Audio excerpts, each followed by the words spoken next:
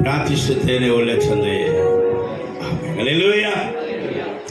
ಹೋದ ವಾರದಲ್ಲಿ ಕರ್ತನು ನಮ್ಮ ಬಳಿಯಲ್ಲಿ ಮಾತನಾಡಿದಂಥ ಸಂದೇಶವನ್ನೇ ಈ ವಾರ ಕಂಟಿನ್ಯೂ ಮಾಡುವುದಕ್ಕೆ ದೇವರ ಆತ್ಮನು ಒತ್ತಾಯ ಪಡಿಸಿದಂಥ ಕಾರಣ ಅದನ್ನು ಮಾತನಾಡಲಿಕ್ಕೆ ಬಯಸಿದ್ದೇನೆ. ಹಲ್ಲೆಲೂಯಾ. ಹೋದ ವಾರದಲ್ಲಿ ನಾವು ನೋಡಿದಂಥ ಸಂದೇಶವನ್ನು ಕೆಲವರು ನೆನಪಿಸಬೇಕು, ಅನೇಕರು ಮರೆತಿರಬೇಕು. ಹಲ್ಲೆಲೂಯಾ. Price lord. ಸ್ವಲ್ಪ ನಿಮಗೆ ನೆನಪಿಸುವುದಕ್ಕೆ ಬಯಸುತ್ತೇನೆ. ಹೋದ ವಾರದಲ್ಲಿ ಯಾವ ಟಾಪಿಕಲ್ಲಿ, ಯಾವ ಸಂದೇಶದಲ್ಲಿ ಕರ್ತರು ನಮ್ಮ ಬಳಿಯಲ್ಲಿ ಮಾತನಾಡಿದರು ಅಂತ ಕೇಳುವಾಗ, ಅಭಿಷೇಕ ನಮ್ಮನ್ನ ಬೇರ್ಪಡಿಸಿತ್ತು. ಅಭಿಷೇಕ ಏನ್ ಮಾಡಿತ್ತು? ನಮ್ಮನ್ನ ಬೇರ್ಪಡಿಸಿತ್ತು.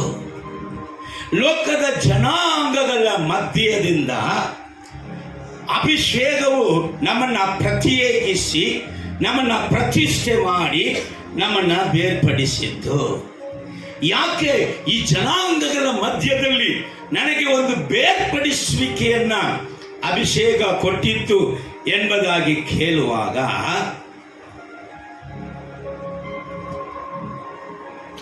ಶಾಪಗ್ರಸ್ತನಾಗಿ, ಪಾಪಿಯಾಗಿ, ದುಷ್ಟನಾಗಿ, ಪಾಪದ ಸಂಬಳ ಮರಣ ಅನ್ನುವಂಥ ಕಟ್ಟಳೆಗೆ, ನ್ಯಾಯ ಪ್ರಮಾಣಿಗೆ ಒಳಗಾಗಿ ಇದ್ದಂಥ ನನ್ನನ್ನ ಇಂಥ ಪಾಪದಿಂದ, ಅಶುದ್ಧದಿಂದ, ದುಷ್ಟತನದಿಂದ ನನ್ನನ್ನು ಬಿಡಿಸಿ ನನ್ನನ್ನು ಆಶೀರ್ವಾದ ಸಂತತಿಯಾಗಿ, ಸೈತಾನ ದಾಸತ್ವದಲ್ಲಿ ಇದ್ದಂಥ ನನ್ನನ್ನು ಸೈತಾನ ಕ್ರಿಯೆಗಳನ್ನು ಅಳಿಸುವಂತ ದೇವರ ಮಗಳಾಗಿ ನನ್ನನ್ನು ಬದಲಾಯಿಸುವುದಕ್ಕಾಗಿ ಒಂದು ಬೇರ್ಪಡಿಸುವಿಕೆ ಅವಶ್ಯವಾಯಿತು. ಹಲ್ಲೆಲೂಯಾ. ಯಾಕಯ್ಯ ದೇವರು ನನ್ನನ್ನು ಜನಾಂಗಗಳ ಮಧ್ಯದಿಂದ ಬೇರ್ಪಡಿಸಿದರು? ಜನಾಂಗಗಳ ಮಧ್ಯದಲ್ಲಿ ಲೋಕಕ್ಕೆ ಕತ್ತಲೆ, ಲೋಕದ ಜನರಿಗೆ ಕತ್ತಲೆ. ಒಂದು ಕತ್ತಲೆಯಲ್ಲಿ, ಮರಣ ಕತ್ತಲೆಯಲ್ಲಿ ಸಾಯಬೇಕಾಗಿರುವಂತ ನನ್ನನ್ನ ಉಳಿಸುವುದಕ್ಕಾಗಿ, ಆಶೀರ್ವದಿಸುವುದಕ್ಕಾಗಿ, ನೀನು ಸೈತಾನಿಗೆ ಸಂಬಂಧಪಟ್ಟವನಲ್ಲ, ನೀನು ನನಗೆ ಸಂಬಂಧಪಟ್ಟವನು ಎಂಬುದಾಗಿ ದೇವರ ಸ್ವಂತ ಪ್ರಜೆಯಾಗಿ, ಸ್ವಂತ ಜನವಾಗಿ ನನ್ನನ್ನು ಬದಲಾಯಿಸುವುದಕ್ಕೆ ಅಭಿಷೇಕ ನನ್ನನ್ನು ಬೇರ್ಪಡಿಸಿತು. ಹಲ್ಲೆಲೂಯಾ. ಈ ಅಭಿಷೇಕದ ಮೂಲಕ ಕರ್ತನು ನನ್ನನ್ನು ಬೇರ್ಪಡಿಸಿ, ಇನ್ನು ಗಲಾತ್ಯ ಪತ್ರಿಕೆ 3:29 ಅದಕ್ಕೆ ಆಧಾರವಾದ ವಾಕ್ಯವಾಗಿ ಇದೆ.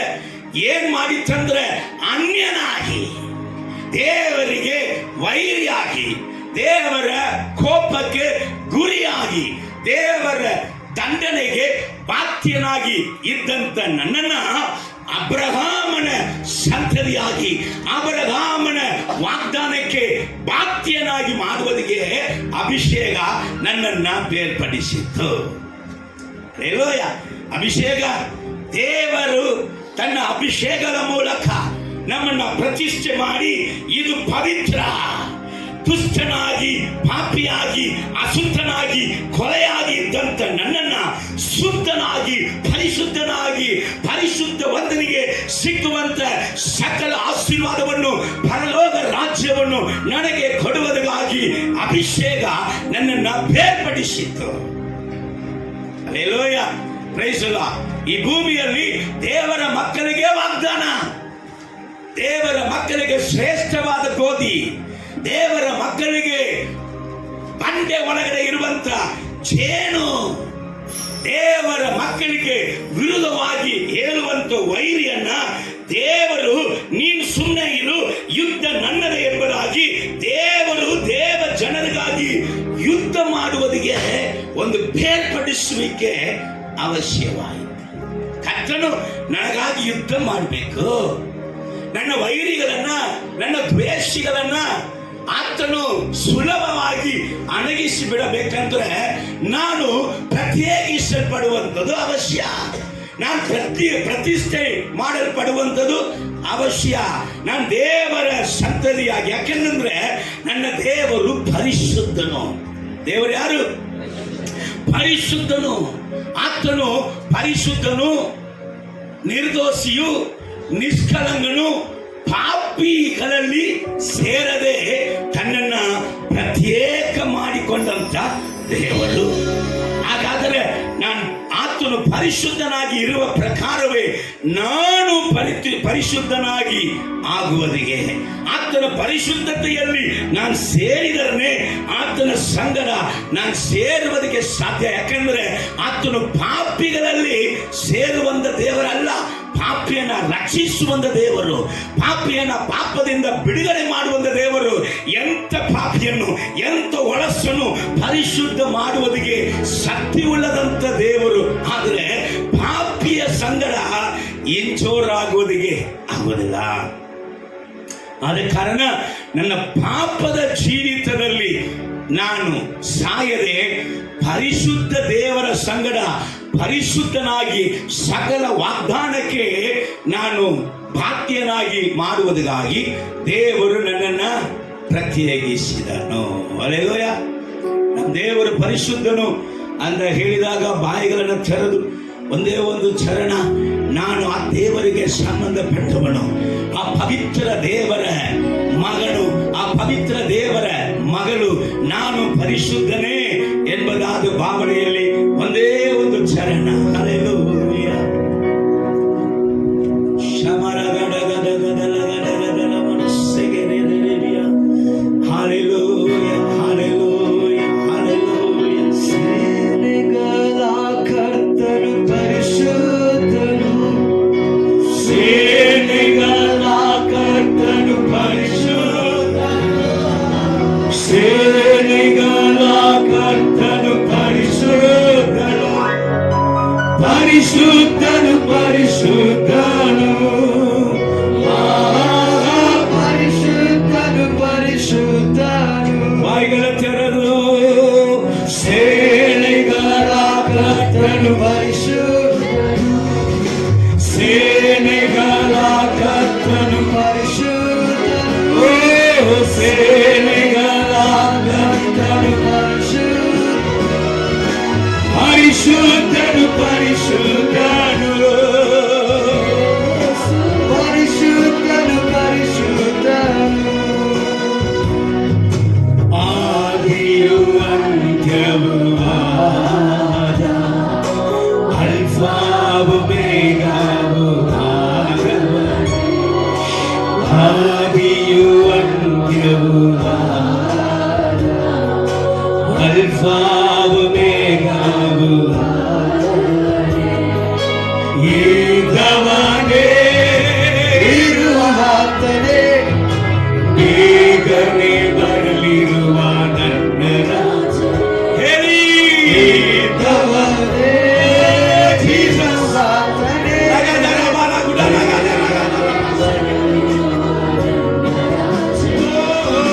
ಸೈನ್ಯದ ರಾಜನು ಪರಿಶುದ್ಧನು,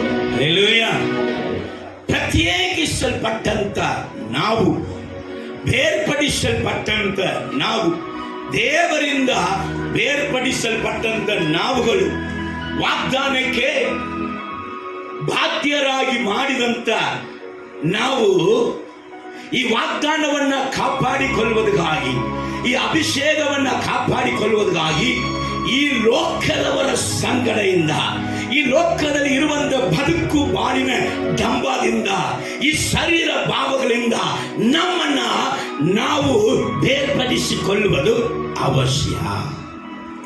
ಏನ್ ನೋಡಿದ್ದೇವೆ? ನಮ್ಮನ್ನ ನಾವು ಏನ್ ಮಾಡಬೇಕು? ಬೇರ್ಪಡಿಸಿ ಕೊಲ್ಲಬೇಕು. ಒಂದು ವಿಷಯ, ಇದನ್ನ ಈಸಿಯಾಗಿ ಹೇಳ್ಬೇಕಂದ್ರೆ, ಬೇರ್ಪಡಿಸಲ್ಪಟ್ಟವನೇ, ನೀನ್ ಬೇರ್ಪಡಿಸಲ್ಪಟ್ಟಂತ ನಿನ್ನ ಪ್ರತಿಷ್ಠೆಯಲ್ಲಿ ನೀನ್ ನೆಲೆ ನಿಲ್ಲಬೇಕು. ನಿನ್ನ ಪ್ರತಿಷ್ಠೆಯನ್ನ ನೀನು ಕಾಪಾಡಿಕೊಳ್ಳುವುದಿಗೆ ನಿನ್ನನ್ನ ಲೋಕದವರ ಸಂಗಡದಿಂದಲೂ ಶರೀರ ಭಾವಗಳಿಂದಲೂ ನಿನ್ನನ್ನು ಸಪರೇಟ್ ಮಾಡಿಕೊಳ್ಳುವಂಥದ್ದು ಅವಶ್ಯ. ಯಾಕೆ? ಹೊಂದಿದಂಥ ಅಭಿಷೇಕ ಕಳೆದುಕೊಳ್ಳಲಾಗೆ. ಹಲ್ಲೆಲೂಯ. ಅದಕ್ಕೆ 1 ಥೆಸಲೋನಿಕೆ ಪತ್ರಿಕೆ 5:22 ಹೇಳುತ್ತದೆ, ಸಕಲ ವಿಧವಾದ ಕೆಟ್ಟತನಕ್ಕೆ ದೂರವಾಗು. ಅಭಿಷಕ್ತನೇ, ಅಭಿಷೇಕಿಸಲ್ಪಟ್ಟವನೇ, ಪ್ರತಿಷ್ಠೆ ಮಾಡಲ್ಪಟ್ಟವನೇ, ಏ ದೇವ ಜನವೇ, ವಾಗ್ದಾನಕ್ಕೆ ಬಾಧ್ಯರೇ, ಆಶೀರ್ವಾದಕ್ಕೆ ಬಾಧ್ಯರೇ, ನೀವು ಈ ಲೋಕದಲ್ಲಿ ಇರುವಂತ ಸಕಲ ಕೆಟ್ಟತನಕ್ಕೂ ದೂರವಾಗಬೇಕು. ಈ ಲೋಕದಲ್ಲಿ ಇರುವಂತ ಸಕಲ ಕೆಟ್ಟತನಕ್ಕೆ ನೀವು ಏನಾಗಬೇಕು? ನಿಮ್ಮನ್ನ ಸಪರೇಟ್ ಮಾಡಿಕೊಳ್ಳಬೇಕು. ಯಾಕೆಂದ್ರೆ ಈ ಲೋಕದಲ್ಲಿ ಕೆಟ್ಟತನಗಳು ಉಂಟು. ಈ ಲೋಕದಲ್ಲಿ ಏನುಂಟು? ಕೆಟ್ಟತನ ಏನ್ರಿ? ಲೋಕದಲ್ಲಿ ಏನುಂಟು? ಆತ್ಮೀಯ ಸಂವಿಧಾನ ಇದು. ಹಲ್ಲೆಲೂಯ. ಗಲಾತ್ಯ ಬರೀತಾ ಇದೆ, ಆತ್ಮೀಯದಲ್ಲಿ ಪ್ರಾರಂಭ, ದೇಹದಲ್ಲಿ ಕೊನೆ ಕಾಣ್ತಾ ಇದೆ ಅಂತ. ಆತ್ಮೀಯ ಸಭೆಗಳು ಆತ್ಮೀಯದಲ್ಲಿ ಪ್ರಾರಂಭಿಸಿತ್ತು, ಆದ್ರೆ ದೇಹದಲ್ಲಿ ಏನ್ ಮಾಡ್ತಾರೆ? ಇಷ್ಟು ಮೂರ್ಖರ ನೀವು? ಗಲಾತ್ಯ ಪಟ್ಟಣಕ್ಕೆ ನಮ್ ನೋಡಿ ಹೇಳ್ತಲ್ಲ, ನಾವೆಲ್ಲ ಸುಧಾರಿಸ್ಕೊಂಡೇವೆ. ಹಲ್ಲೆಲೂಯ. ಗಲಾತ್ಯ ಪತ್ರಿಕೆ ಇಷ್ಟು ಮೂರ್ಖರ. ನಿಮ್ಮ ಅಭಿಷೇಕವನ್ನ, ನಿಮ್ಮ ನಂಬಿಕೆಯನ್ನ, ನೀವು ಕೇಳಿದಂತ ಸತ್ಯವನ್ನ ಇಷ್ಟು ಈಸಿಯಾಗಿ ಬಿಟ್ಬಿಟ್ಟಿದ್ದೀರಾ, ಇಷ್ಟು ಬೇಗ ಬಿಟ್ಬಿಟ್ಟಿದ್ದೀರಾ. ಯಾರು ನಿಮ್ಮನ್ನ ಮಂಡಿತನ ಮಾಡಿದ್ದು? ಲೋಕ. ಅದಕ್ಕೆ ಈಗ ಪೌಲ ಅಪೊಸ್ತಲನು ಹೇಳ್ತಾ ಇದ್ದಾನೆ, ಥೆಸಲೋನಿಕೆ ಸಭೆಯೇ, ಯೇಸು ಕ್ರಿಸ್ತನು ಯಾವಾಗ ಬರ್ತಾನೆ ಬರ್ತಾನೆ ಬರ್ತಾನೆ ಬರ್ತಾನೆ ಬರ್ತಾನೆ ಎಂಬುದಾಗಿ ಆತನ ಬರವಣಿಗೆಯನ್ನು ಎದುರು ನೋಡುವಂತ ಸಭೆಯೇ, ನೀನು ಎಚ್ಚರವಾಗು. ನೀನು ಪರಿಶುದ್ಧನೇ ಹೌದು, ನೀನು ನಿಂತುಕೊಳ್ಳುತ್ತಾ ಇದ್ದೀಯ ಹೌದು, ನೀನು ಅಭಿಷೇಕದಲ್ಲಿ ಸ್ಲೈಡಿಂಗ್ ಸ್ಪಿರಿಟ್ ಅಲ್ಲಿ ತುಂಬಿ ಬೀಳುತ್ತಾ ಇದೆ ಹೌದು, ಆದರೆ ನೀನು ಸದಾ ಬೀಳದಂಗೆ ನಿಂತುಕೊಳ್ಳುತ್ತೇನೆ ಅಂತ ಹೇಳುವಂತ ನಿಂತಾನೆ ಬೀಳದಂಗೆ ನಿನ್ನ ಕಾಪಾಡಿಕೊಳ್ಳಬೇಕಂದ್ರೆ ಈ ಲೋಕದಲ್ಲಿ ಕೆಟ್ಟತನಗಳು ತುಂಬಿದಪ್ಪ. ಈ ಕೆಟ್ಟತನದಿಂದ ನಿನ್ನನ್ನ ನೀನು ಸಪರೇಟ್ ಮಾಡಿಕೊಳ್ಳುವುದು ಅವಶ್ಯ. ತಾವರೆ ಹೂ ನೋಡಿದ್ದೀರಾ? ತಾವರೆ ಹೂ, ತಾವರೆ ಹೂ ಎಲ್ಲಿ ಬೆಳೆಯುತ್ತದೆ? ನೀರಲ್ಲೇ ಬೆಳೆದಿರ್ತದೆ. ಆದರೆ ಈ ತಾವರೆ ಹೂ ಮೇಲೆ ನೀವು ಡನ್ ಡನ್ ಡನ್ ಎಷ್ಟು ಡನ್ ನೀರನ್ನ ಮೇಲೆ ಸುರಿರಿ, ಅದರ ಒಂದು ನೀರು ಕೂಡ ಆ ತಾವರೆ ಹೂ ಒಳಗಡೆ ಜಕ್ಕುವುದೇ ಇಲ್ಲ. ತಾವರೆ ಹೂ ಏನ್ ಮಾಡೋದಲ್ಲ, ಜಕ್ಕುವುದೇ ಇಲ್ಲ. ಬೇಕಾದ್ರೆ ಇವತ್ತು ಎಕ್ಸ್ಪೆರಿಮೆಂಟ್ ಮಾಡ್ರಿ, ತಾವರೆ ಹೂ ತಗೊಂಬಂದು ಮನೆಯಲ್ಲಿ ಇರುವಂತ ನೀರೆಲ್ಲ ಸುರಿರಿ, ಒಂದು ಡ್ರಾಪ್ ಕೂಡ ಒಳಗೆ ಜಕ್ಕುವುದಿಲ್ಲ. ಹಾಗೆಯೇ ನಾವು ಲೋಕದಲ್ಲಿ ಇದ್ದೇವೆ, ಆದರೆ ತಾವರೆ ಹೂವಿನಂತೆ ನಾವು ದೇವರ ಜನರಾಗಿದ್ದೇವೆ. ಲೋಕದಲ್ಲೇ ಇದ್ದೇವೆ, ಆದರೆ ದೇವರು ಹೇಳ್ತಾ ಇದ್ದಾರೆ, ನಾನು ಲೋಕದವನಲ್ಲ, ನೀವು ಲೋಕದವರಲ್ಲ. ನನಗೆ ಲೋಕದ ಭಾವನೆ ಇಲ್ಲ, ನಿಮಗೂ ಲೋಕದ ಭಾವನೆ ಇರಬಾರದು. ನೀನು ಪ್ರತ್ಯೇಕಿಸಲ್ಪಟ್ಟವನು, ನೀನು ಪ್ರತಿಷ್ಠೆ ಮಾಡಲ್ಪಟ್ಟವನು ಎಂಬುದಾಗಿ ಆ ವಾಕ್ಯ ಹೇಳುತ್ತದೆ. ನಮ್ಮನ್ನ ಎಲ್ಲ ಕೆಟ್ಟತನಕ್ಕೆ ದೂರವಾಗಿ ಜ್ಞಾನೋಕ್ತಿಗಳು.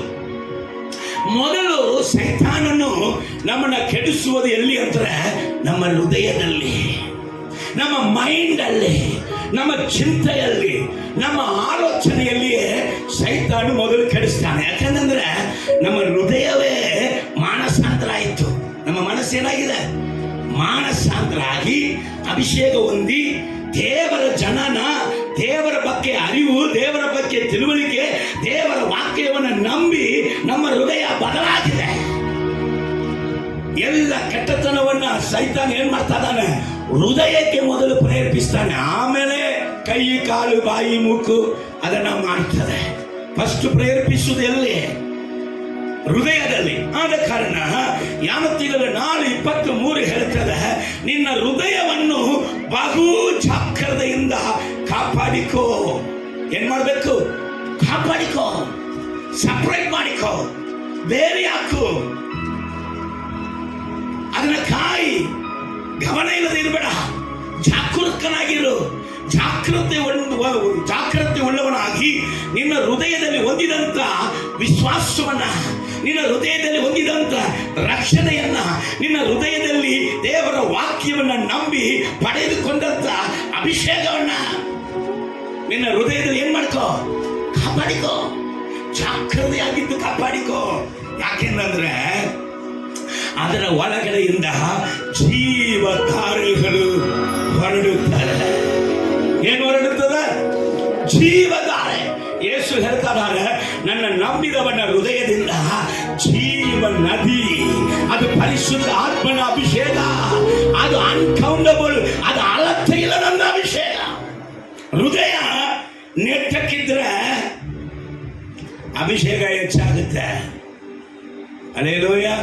ಆದ ಕಾರಣ ನನ್ನ ಮಗಳೇ ಏನ್ ಮಾಡ್ಕೋ, ನಿನ್ನ ಹೃದಯವನ್ನ ಕಾಪಾಡಿಕೋ. ಎದರಲ್ಲಿ? ನಾನು ಪ್ರತಿಷ್ಠೆ ಮಾಡಲ್ಪಟ್ಟವನು, ನಾನು ಅಭಿಷೇಕಿಸಲ್ಪಟ್ಟನು, ನನ್ನನ್ನು ದೇವರು ಸಪರೇಟ್ ಮಾಡಿದ್ದಾರೆ, ನನಗೆ ಒಂದು ಹೆಸರು ಉಂಟು, ನಾನು ಯೇಸು ಕ್ರಿಸ್ತನವನು. ಯೇಸು ಕ್ರಿಸ್ತನವನಾಗಿದ್ದರೆ ಯೇಸು ಕ್ರಿಸ್ತನ ಸ್ವಭಾವವುಳ್ಳವನಾಗಿ ಇರಬೇಕಾಗಿರುವುದು ಅವಶ್ಯ. ಯೇಸು ಕ್ರಿಸ್ತನವನ ಅಂತ ಹೇಳಿಕೊಂಡು ನಾವು ಯೇಸು ಕ್ರಿಸ್ತನ ಸ್ವಭಾವ ಇಲ್ಲದಿದ್ದರೆ ಅದು ಸೈತಾನ ಸ್ವಭಾವ. ಒಂದು ಯೇಸುವಿನ ಸ್ವಭಾವ ಇರಬೇಕು ಅಥವಾ ಸೈತಾನ ಸ್ವಭಾವ ಇರಬೇಕು. ಒಂದು ಪರಿಶುದ್ಧತೆ ಇರಬೇಕು, ಇಲ್ಲದಿದ್ದರೆ ಪಾಪ ಇರಬೇಕು. ಒಂದು ಪರಲೋಕಕ್ಕೆ ಸಂಬಂಧಪಟ್ಟಿದ್ದು ಇರಬೇಕು, ಇಲ್ಲದಿದ್ದರೆ ನರಕಕ್ಕೆ ಸಂಬಂಧಪಟ್ಟಿದ್ದು ಇರಬೇಕು. ಅಡ್ಜಸ್ಟ್ ಆಗಲ್ಲ, ಇದು ಎರಡು ಕೂಡಲ್ಲ. ದೇವರು ನ್ಯಾಯ ತೀರ್ಪು ಕೊಟ್ಟಾಯಿತು, ಸೈತಾನಿಗೆ ನ್ಯಾಯ ತೀರ್ಪು ಕೊಟ್ಟಾಯಿತು. ಸೈತಾನು ಮನ ತಿರುಗುವುದಿಲ್ಲ. ಒಬ್ಬನು ಪ್ರಾರ್ಥನೆ ಮಾಡಿದ, ಮೊದಲು 40 ವರ್ಷ ಉಪವಾಸ, ಮತ್ತೆ 40 ದಿವಸ ಉಪವಾಸ, ಮತ್ತೆ 40 ದಿವಸ ಉಪವಾಸ, 120 ದಿವಸ ಉಪವಾಸ ಇದ್ದ. ಒಬ್ಬ ವ್ಯಕ್ತಿ, ಏನಪ್ಪ 120 ದಿವಸ ಉಪವಾಸ ಮಾಡಿದಿರಿ, ಎಷ್ಟು ಒಳ್ಳೆ ಮನುಷ್ಯ, ಯಾತಕ್ಕಾಗಿ ನೀವು ಉಪವಾಸ ಮಾಡ್ತೀರ ಅಂತ ಕೇಳಿದ್ರೆ, ಆ ಉಪವಾಸ ಮಾಡಿದಂತ ವ್ಯಕ್ತಿ ಹೇಳಿದ, ಲೂಸಿಫರ್ ಸೈತಾನ್ ಮನ ತಿರುಗಬೇಕಂತ ಉಪವಾಸ ಮಾಡ್ತಾನೆ. ನಾಡ ಮೂರ್ಖ, ಲೂಸಿಫರ್ಗೆ ನ್ಯಾಯ ತೀರ್ಪು ಆಯಿತು. ಅವನ ಸಂಗಡ ಬಿದ್ದಂತ ದೇವದೂತರಿಗೆ ನ್ಯಾಯ ತೀರ್ಪು ಆಯಿತು. ಲೂಸಿಫರ್ಗೂ ನಮಗೂ ಸಂಬಂಧ ಇಲ್ಲ. ಇನ್ನು ಕೆಲವೊಂದು ಮೂರ್ಖರು ಸತ್ಯವನ್ನ ಕೇಳುವುದನ್ನ ಬಿಟ್ಟು ಬೇರೆ ಬೇರೆ ಚರ್ಚೆಗಳಲ್ಲಿ ಸಿಕ್ಕಿಕೊಂಡಿದ್ದಾರೆ. ಯೇಸುವನ್ನ ಹಿಡಿದುಕೊಟ್ಟಂತ ಇಸ್ಕರಿಯೋತ ಯೂದ ಪರಲೋಕ ಹೋಗಿದಾನ, ನರಕ ಹೋಗಿದಾನ. ಒಂದು ಗುಂಪು ಪರಲೋಕ ಹೋಗಿದಾನ, ಒಂದು ಗುಂಪು ನರಕ ಹೋಗಿದಾನ. ಸತ್ಯವೇದ ಹೇಳ್ತದೆ, ಇಂಥವನು ಮನುಷ್ಯನಾಗಿ ಹುಟ್ಟದೆ ಇದ್ದಿದ್ದರೆ ಅವನಿಗೆ ಎಷ್ಟೋ ತೀರ್ಪಾಯಿತು. ಏನಾಯ್ತು? ತೀರ್ಪು ಆಗಿದಂತ ಸೈತಾನ ವಿಷಯದಲ್ಲಿ ತನ್ನನ್ನ ದೇವರ ಸತ್ಯದಲ್ಲಿ ಮುಂದುವರೆದ ಹಾಗೆ ಏನೇನೋ ತಾನು ದೊಡ್ಡ ಅರಿವು, ಜ್ಞಾನಿಗಳು, ಬುದ್ಧಿ ಉಳ್ಳವರು ಎಂಬುದಾಗಿ ತೋರಿಸಿಕೊಡುವುದಕ್ಕಾಗಿ ತಪ್ಪಾದ ಅವಶ್ಯ ಇಲ್ಲದಂತ ಕಾರ್ಯದಲ್ಲಿ ತನ್ನನ್ನು ಸೇರಿಸಿಕೊಂಡಿದ್ದಾರೆ. ಅಲ್ಲಿ ವಾಕ್ಯ ಹೇಳುತ್ತದೆ, 1 ಕೊರಿಂಥಿಯ 15:33, ಮೋಸ ಹೋಗ್ಬೇಡ್ರಿ. ಏನ್ ಮಾಡಕ್ ಹೋಗ್ಬೇಡ್ರಿ? ಮೋಸ ಹೋಗ್ಬೇಡ್ರಿ. ದುರ್ಸಹವಾಸ ಸದಾಚಾರವನ್ನ ಕೆಡಿಸ್ತದೆ. ಏನ್ ಮಾಡ್ತದನ? ಇದು ಹೇಳ್ರಿ, ಅಣ್ಣಂದಿರೆಲ್ಲ ಹೇಳಿ, ಏನ್ ಮಾಡ್ತದೆ ದುರ್ಸಹವಾಸ? ಯಪ್ಪ, ಮಾತಾಡಿದ್ರೆ ಹಲ್ಲೆಲ್ಲ ಉದುರಿ ಬಿಡ್ತದೆ. ಹಿಂಗೆ ಯಾಕೆ? ಮಾತಾಡಿದ್ರೆ ವಾಯಲ್ಲಿ ಇರುವಂತ ನಾತೆಲ್ಲ ಹೋಗುತ್ತೆ. ಗಪ್ಪಂದ ಒಂದು ತಾಸು ಅದನ್ನ ಮುಚ್ಕೊಂಡಿದ್ರೆ ಒಳಗಿಂದ ಏನ್ ಬರ್ತದೆ? Good smell. ನೀವು ಪ್ರೈಸ್ ಅಂತ ಹೇಳಬೇಕಲ್ಲ, ಅವನ್ ಬಡ ವಾವ್, ಎಂಥ ನೈಟಿಂಗ್. Hallelujah, hallelujah. ನಮ್ಮ ದೇವರ ಮೂಗ ವಿಗ್ರಹ ಹೇಳ್ರಿ, ಮಾತಾಡುವಂತ ದೇವ. ಹಲ್ಲೆಲೂಯಾ. ಆರಾಧನೆಗೆ ಯೋಗ್ಯನು, ನಮಸ್ಕಾರಕ್ಕೆ ಯೋಗ್ಯನು, ಸ್ತುತಿಸುವುದಕ್ಕೆ ಯೋಗ್ಯನು, ಸ್ತೋತ್ತರಿಸುವುದಕ್ಕೆ ಯೋಗ್ಯನು. Hallelujah, praise the Lord. ವಾಕ್ಯ ಹೇಳ್ತದೆ, ದುರ್ಸಹವಾಸ ಮಾಡ್ಕೋಬೇಡ. ಮಾಡಿದ್ರೆ ನಿನ್ನ ಸದಾಚಾರ, ನಿನ್ನ ಅಭಿಷೇಕ, ನಿನ್ನ ವಾಗ್ದಾನ, ನೀನು ದೇವರ ಬಳಿಯಲ್ಲಿ ಹೊಂದಿಕೊಂಡಿದಂತೆ ಎಲ್ಲವನ್ನು ಕೆಡಿಸಿಬಿಡುತ್ತದೆ. ಕೆಡಿಸ್ಬಿಡ್ತದೆ. ಈ ಕೆಡಿಸ್ಬಿಡುವಂತ ಸಾವಾಸ ಮಾಡಕ್ಕೆ ಹೋಗಬೇಡಿ. ಹಲ್ಲೆಲೂಯಾ. ಯೇಸುವೇ ಮಾರ್ಗ, ಯೇಸುವೇ ಸತ್ಯ, ಯೇಸುವೇ ಅಪ್ಪ ನಿನ್ನ ಕಾಣುವೆ, ತಂದೆ ನಾನಿನ್ನ ಸ್ತುತಿಸುವೆ, ಯೇಸು ಅಪ್ಪ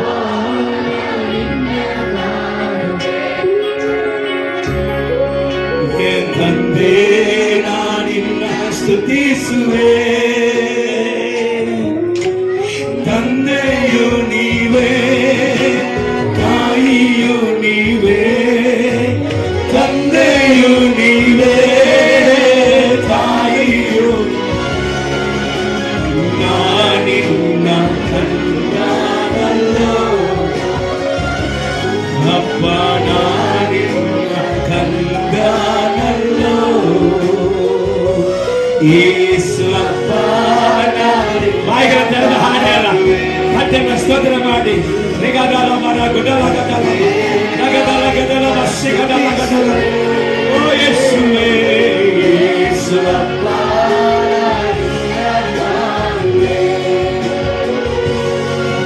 ಓ ಮಾರ್ಗವು ನೀವೇ, ಸತ್ಯವು ನೀವೇ, ಮಾರ್ಗವು ನೀವೇ, ಸತ್ಯವು ನೀವೇ, ನನ್ನ ಜೀವವನ್ನು ನಪ್ಪಡಿ, ನನ್ನ ಜೀವವನ್ನು ಯೇಸು ಅಪ್ಪ ಅಪ್ಪ ನಿನ್ನ ಕುರಿಯಯ್ಯ, ಯೆಹೋವ ನನ್ನ ಕುರುಬನು, ಯೇಸು ನನ್ನ ಕುರುಬನು, ನಾನು ಕೊರತೆ ಪಡೆಯನು, ನನ್ನ ಕುರಿಗಳು ನನ್ನ ಹಿಂದೆನೆ ಬರುತ್ತವೆ. ನಾವು ಎಲ್ಲಿ ಇರುತ್ತೆ, ನಾನು ಎಲ್ಲಿದ್ದೇನು ಅಲ್ಲಿ ನನ್ನ ಶಿಷ್ಯನು ಶಿಷ್ಯ ಇರ್ತಾರೆ. ಅವುಗಳು ನನ್ನ ಹಿಂದೆನೆ ಬರ್ತಾ ಇದೆ, ಅವುಗಳಿಗೆ ಎಂದಿಗೂ ನಾಶ ಇಲ್ಲ. ಅವುಗಳು ನನ್ನ ತಂದೆಯಾದ ದೇವರ ಕೈ ಒಳಗೆ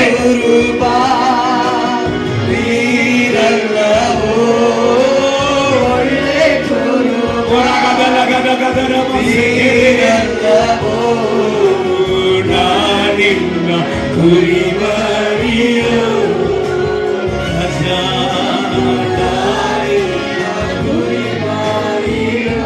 ಹಲ್ಲೆಲೂಯಾ. ಮಾರ್ಗ ಯೇಸು, ಸತ್ಯ ಯೇಸು, ಜೀವ ಯೇಸು. ಹಲ್ಲೆಲೂಯಾ. ಈ ಸತ್ಯ ವೇದವೇ ಬಾಗಿಲು. ಇದರ ಒಳಗಡೆ ಪ್ರವೇಶಿಸುವವನಿಗೆ ಒಳಗಡೆಯನ್ನು ವಾಗ್ದಾನದ ಮೇವು, ಹೊರಗಡೆಯನ್ನು ವಾಗ್ದಾನದ ಮೇವು. ಕರಗಳ ತಟ್ಟಿ ದೇವರ ನಾಮಕ್ಕೆ ಮಹಿಮೆ. Hallelujah, hallelujah. ದುರ್ಸಾವಾಸ ಯಾಕೆ? ಯೇಸುವಿನ ಸಾವಾಸ ಸಿಕ್ಕಿದಲ್ಲ, ಸತ್ಯದ ಸಾವಾಸ ಸಿಕ್ಕಿದೆಯಲ್ಲ, ನಿತ್ಯದ ಸಾವಾಸ ಸಿಕ್ಕಿದೆಯಲ್ಲ, ಇನ್ಯಾಕೆ ಮರಣದ ಸಾವಾಸ? ಮರಣದ ಸಹವಾಸ ಯಾಕೆ ಮಾಡ್ಕೋಬೇಕು? ನಷ್ಟದ ಸಹವಾಸ ಯಾಕೆ ಮಾಡ್ಕೋಬೇಕು? ದರಿದ್ರದ ಸಹವಾಸ ಯಾಕೆ ಮಾಡ್ಕೋಬೇಕು? ದೆವ್ವಗಳ ಸಹವಾಸ ಯಾಕೆ ಮಾಡ್ಕೋಬೇಕು? ಯೇಸುವಿನ ಸಹವಾಸ ನಮ್ಮನ್ನ ಪ್ರತ್ಯೇಕಿಸಿ ಪ್ರತಿಷ್ಠೆ ಮಾಡಿ ಇದು ನನ್ನದು ಎಂಬುದಾಗಿ ಪರಿಶುದ್ಧ ಆತ್ಮನಿಂದ ಮುದ್ರಿಸಿ ಪವಿತ್ರ ಆತ್ಮನ ಸಂಗತಿಯಾಗಿ ಮಾಡಿದಂತ ಸಹವಾಸವನ್ನ ಬಿಟ್ಟು ಪರಿಶುದ್ಧರೇ, ಅಭಿಷಕ್ತರೇ, ಅಯ್ಯ ನನ್ನ ಸಭೆಯೇ, ನನ್ನ ಮಕ್ಕಳೇ, ನೀವು ಕ್ರಿಸ್ತನವರಾಗಿದ್ದರೆ ಕ್ರಿಸ್ತನ ಸ್ವಭಾವದಲ್ಲಿ ನೆಲೆಗೊಳ್ರಿ, ಅಭಿಷೇಕದಲ್ಲಿ ನೆಲೆಗೊಳ್ರಿ. ಇದನ್ನ ಬಿಟ್ಟು ಲೋಕದ ಸವಾಸ, ದುಷ್ಟ ಸವಾಸಕ್ಕೆ ಹೋಗಬೇಡ್ರಿ. ಹಲ್ಲೆಲೂಯಾ. ಒಬ್ಬ ವ್ಯಕ್ತಿ, ಇಬ್ಬರು ಕುರಿತಾಗಿ ಮಾತಾಡಬೇಕು, ಟೈಮ್ ಇಲ್ಲ, ಹೋಗಿತ್ತು ಆಲ್ರೆಡಿ. ಒಬ್ಬ ವ್ಯಕ್ತಿನ ಕುರಿತಾಗಿ ಮಾತಾಡ್ತೇನೆ. ಒಂದು ವೇಳೆ ಸತ್ಯ ವೇದದಲ್ಲಿ ಇವತ್ತು ತಾನೇ ಅವನ ಹೆಸರನ್ನು ನೀವು ಹೊಸದಾಗಿ ಕೇಳಬಹುದು. ವಾಕ್ಯಗಳನ್ನು ಅನೇಕ ಸರ್ತಿ ಮುಗಿಸಿದ್ರು ಅಂತ ವ್ಯಕ್ತಿಯ ಕುರಿತಾದ ಪ್ರಸಂಗಗಳು ನಿಮಗೆ ಏರಾಳವಾಗಿ ಸಿಕ್ಕಿರಲಿಕ್ಕೆ ಸಾಧ್ಯ ಇಲ್ಲ. ಆ ವ್ಯಕ್ತಿಯ ಕುರಿತಾಗಿ ಕರ್ತನು ಇವತ್ತು ಮಾತನಾಡಲಿಕ್ಕೆ ಬಯಸುತ್ತಾನೆ. 2 ಪೂರ್ವಕಾಲ ತೆಗೆದಿಟ್ಕೊಳ್ಳಿ. ಬೈಬಲ್ ಇದ್ದವರು ಕೈಯಲ್ಲಿ ಬೈಬಲನ್ನ ತೆರೆದಿಟ್ಟು ಬೈಬಲನ್ನ ನೋಡಿ ನನ್ನ ಮುಖವನ್ನ ನೋಡಿ, ಬೈಬಲ್ನ ನೋಡು, ಮುಖವನ್ನ ನೋಡ್ರಿ. Hallelujah, praise the Lord. ಪರಿಶುದ್ಧ ಆತ್ಮನು ಸಭೆಗೆ ಮಾತಾಡುವುದನ್ನ ಕಿವಿ ಉಳ್ಳವರು ಕೇಳ್ರಿ. ಹಲ್ಲೆಲೂಯ. ಕೇಳುವವರು ಧನ್ಯರು, ಕೇಳುವವರು ಧನ್ಯರು. ನೋಡೋಣ, ಇಲ್ಲಿ ಆಸನು ಎಂಬುದಾದ ಒಬ್ಬ ವ್ಯಕ್ತಿ ಒಂದು ಅರಸನ ಕುರಿತಾಗಿ 4 ಅಧ್ಯಾಯಗಳು ಮಾತಾಡ್ತದೆ. 14ನೇ ಅಧ್ಯಾಯದಿಂದ 16ನೇ ಅಧ್ಯಾಯ ತನಕ, 14, 15, 16, 3 ಅಧ್ಯಾಯ. ಈ 3 ಅಧ್ಯಾಯಗಳಲ್ಲಿ ಈ ವ್ಯಕ್ತಿ ಆಸನು ಎಂಬುದಾದ ಹೆಸರು ಈ ಅರಸನ ಕುರಿತಾಗಿ ಏನು ಹೇಳುತ್ತದೆ ಎಂಬುದಾಗಿ ಸ್ವಲ್ಪ ಗಮನವಾಗಿ ಕೇಳ್ರಿ. ಇವನ ಕುರಿತಾಗಿ ಬೈಬಲ್ ಸ್ಟಾರ್ಟಿಂಗ್ ಅಲ್ಲಿ ಕೊಡುವಂತ ಸಾಕ್ಷಿ ಏನಂದ್ರೆ 2 ಪೂರ್ವಕಾಲ 4ನೇ ಅಧ್ಯಾಯ 2ನೇ ವಾಕ್ಯ. ಅದು ಕನ್ನಡದಲ್ಲಿ 1ನೇ ವಾಕ್ಯ 2ನೇ ವಾಕ್ಯ ಸೇರಿ ಇರಬಹುದು. ಸ್ವಲ್ಪ ಗಮನಿಸಿರುವ ಮಗಳೇ. ಆಸನು ತನ್ನ ದೇವರಾದ ಯೆಹೋವನ ದೃಷ್ಟಿಯಲ್ಲಿ, ಆಸನು ತನ್ನ ದೇವರಾದ ಯೆಹೋವನ ದೃಷ್ಟಿಯಲ್ಲಿ, ಗಮನಿಸಿರಿ, ಯಾರ ದೃಷ್ಟಿಯಲ್ಲಿ? ಪಾಸ್ಟರ್ಗಳ ದೃಷ್ಟಿಯಲ್ಲಿ ಅಲ್ಲ, ಸೇವಕರ ದೃಷ್ಟಿಯಲ್ಲಿ ಅಲ್ಲ, ದೇವರ ದೃಷ್ಟಿಯಲ್ಲಿ ಒಳ್ಳೆಯವನಾಗಿಯೂ ನೀತಿವಂತನಾಗಿಯೂ ನೀತಿವಂತನಾಗಿ ನಡೆದನು. ಹಲ್ಲೆಲೂಯ. ಎಂತ ವ್ಯಕ್ತಿ ಕುರಿತಾಗಿ ನೋಡ್ತಾ ಇದ್ದೇವೆ. ಇಂಥ ಒಳ್ಳೆಯವನು, ಇಂಥ ನೀತಿವಂತನು ಒಂದು ದುಷ್ಟ ಸವಾಸ ಮಾಡಿದಂತ ಕಾರಣ ಈ ಒಳ್ಳೆಯವನಿಗೆ, ನೀತಿವಂತನಿಗೆ ಸಿಕ್ಕಿದಂತ ಆಶೀರ್ವಾದ ಎಂಥವು, ಅದನ್ನ ಹೇಗೆ ಕಳೆದುಕೊಂಡ ಅವಶ್ಯ ಮಾತಾಡುವುದು ನನ್ನ ಬಾಯಾಗಿದ್ದರೂ ಕರ್ತನು ಸಭೆಯ ಮೇಲೆ ಕನಿಕರ ಇಟ್ಟು ಪ್ರೀತಿ ಇಟ್ಟು ನಿಮಗಾಗಿ ನನಗಾಗಿ ಮಾತಾಡುತ್ತಾನೆ. ಹಲ್ಲೆಲೂಯ. ಗಮನಿಸಬೇಕ್ರಿ, ನೀತಿವಂತರೇ, ಒಳ್ಳೆಯವರೇ, ಗಮನಿಸಬೇಕು. ಇವನು ನೀತಿವಂತನಾಗಿ ಒಳ್ಳೆಯವನಾಗಿ ನಡೆದು ಮಾತ್ರವಲ್ಲ, ಕೆಳಗಡೆ ವಾಕ್ಯಗಳನ್ನ ನೀವು ಓದಿ ನೋಡುವಾಗ ಇವನು ವಿಗ್ರಹಗಳ ಸ್ಟ್ಯಾಚು, ವಿಗ್ರಹಗಳನ್ನು ಹೊಡೆದು ವಿಗ್ರಹದ ಪೂಜೆಯ ಸ್ಥಳಗಳನ್ನ ಸುಟ್ಟು ದೇವರ ವೈರಾಗ್ಯದಲ್ಲಿ ಅದನ್ನ ಬೂದಿ ಮಾಡಿದ ಕಾರಣ ಕರ್ತನಿಗೆ ಪ್ರಿಯ ಇಲ್ಲದಂಥದ್ದು. ಇವನು ಯೆಹೂದ ದೇಶದ ಅರಸನು. ಯೆಹೂದ ದೇಶದಲ್ಲಿ ದೇವರ ದೇಶ ಇದು, ದೇವರಿಗೆ ಪ್ರಿಯ ಇಲ್ಲದಂಥದ್ದು ಯಾವುದು ಇಲ್ಲಿ ಇರಬಾರದು ಎಂಬುದಾಗಿ ಅದನ್ನ ತೆಗೆದು ಒಡೆದು ಸುಟ್ಟು ಬಿಟ್ಟಂತ ಕಾರಣ ಕರ್ತನು ಇವನನ್ನು ಆಶೀರ್ವದಿಸಿ ಇವನು ತನ್ನ ದೇಶದಲ್ಲಿ ಅನೇಕ ಪಟ್ಟಣಗಳನ್ನ ಕಟ್ಟುವಂತೆ, ಅನೇಕ ಆಶ್ರಯಾಗಿರುವಂತ ಬಿಲ್ಡಿಂಗ್ಗಳನ್ನ ಕಟ್ಟುವಂತೆ, ಅನೇಕ ಗೋಪುರಗಳನ್ನ ಕಟ್ಟುವಂತೆ, ಕರ್ತನು ಸುತ್ತಲೂ ಇರುವಂತ ವೈರಿ ಇವನಿಗೆ ವಿರುದ್ಧವಾಗಿ ಯುದ್ಧಕ್ಕೆ ಬರದ ಹಾಗೆ ದೇವರು ಇವನ ಸಂಗಡ ಇದ್ದು ಒಂದು ದೇಶದಲ್ಲಿ ವಿಶ್ರಾಂತಿಯನ್ನ, ಸಮಾಧಾನವನ್ನ ದೇವರು ಇವನಿಗೆ ಕೊಟ್ಟಿದ್ರು. ಇವರೇ ಹೇಳ್ತಾರೆ, ಯೆಹೂದ ಜನವೇ, ಏ ದೇವರ ಜನವೇ, ಇವತ್ತು ನಾವು ಇಷ್ಟು ಸಂತೋಷವಾಗಿ ಇರುವುದಕ್ಕೆ ಯಾರ ಕಾರಣ? ಇವತ್ತು ನಾವು ಇಷ್ಟು ಸಮಾಧಾನವಾಗಿ ಇರುವುದಕ್ಕೆ ಏನ್ ಕಾರಣ ಎಂಬುದಾಗಿ ಇವರು ತನ್ನ ಜನರಿಗೆ ಹೇಳುವಂತ ಕಾರ್ಯಗಳನ್ನ ಸ್ವಲ್ಪ ಗಮನಿಸೋಣ. 7ನೇ ವಾಕ್ಯ ಓದುವ. ಇವನು ಯೆಹೂದ್ಯರಿಗೆ ನಾವು ನಮ್ಮ ದೇವರಾದ ಯೆಹೋವನನ್ನು ಆಶ್ರಯಿಸಿಕೊಂಡ ಕಾರಣ, ನಾವು ನಮ್ಮ ದೇವರಾಗಿ ಇರುವಂತ ಯೆಹೋವನನ್ನ ಆಶ್ರಯಿಸಿಕೊಂಡ ಕಾರಣ, ಆತನ ಅನುಗ್ರಹದಿಂದ ಸುತ್ತಲ ವೈರಿಗಳ ಭಯ ತಪ್ಪಿ, ಆತನ ಅನುಗ್ರಹದಿಂದ ಸುತ್ತಲೂ ಇರುವಂತ ವೈರಿಗಳ ಭಯ ತಪ್ಪಿ ದೇಶವು ಇನ್ನೂ ನಿರಾತಂಕವಾಗಿರುತ್ತದೆ, ದೇಶವು ಇನ್ನೂ ವಿಶ್ರಾಂತಿಯಾಗಿದೆ. ಹಲ್ಲೆಲೂಯ. ಅಯ್ಯ, ನಿಮ್ಮ ಮನೆಯಲ್ಲಿ ಇಷ್ಟು ಸಂತೋಷ ಏನ್ ಕಾರಣ? ನಿಮ್ಮ ಕುಟುಂಬದಲ್ಲಿ ಇಷ್ಟು ಸಮಾಧಾನ ಏನ್ ಕಾರಣ? ನಿಮ್ಮ ಜೀವನದಲ್ಲಿ ಇಷ್ಟು ಆಶೀರ್ವಾದ ಏನ್ ಕಾರಣ ಅಂತ ಕೇಳುವಾಗ ಅಲ್ಲಿ ಆಸನು ಹೇಳುತ್ತಾ ಇದ್ದಾನೆ, ನಾನು ದೇವರಲ್ಲಿ ಆಶ್ರಯಿಸಿಕೊಂಡವನು. ನಾನು ಯಾರಲ್ಲಿ ಆಶ್ರಯಿಸಿಕೊಂಡವನು? ದೇವರಲ್ಲಿ ನಾನು ಆಶ್ರಯಿಸಿಕೊಂಡಂತ ಕಾರಣ ನನಗೆ ಆಶೀರ್ವಾದ ಮೇಲೆ ಆಶೀರ್ವಾದ, ಬಿಲ್ಡಿಂಗ್ ಮೇಲೆ ಬಿಲ್ಡಿಂಗ್, ಸಮಾಧಾನದ ಮೇಲೆ ಸಮಾಧಾನ, ಸಂತೋಷದ ಮೇಲೆ ಸಂತೋಷ. ಯಾವಾಗಲೂ ಬೇಕಾದರೂ ಎಂದಯ್ಯ ನಗ್ತಾ ಇದ್ದೀರಾ? ನಾನು ದೇವರನ್ನ ಆಶ್ರಯಿಸಿಕೊಂಡಿದ್ದೇನೆ. ಏನಯ್ಯ, ನಿಮಗೆ ಎಷ್ಟು ತೊಂದರೆಗಳು ಬಂದರೂ ನೀವು ಜಯ ಹೊಂದುತ್ತಾ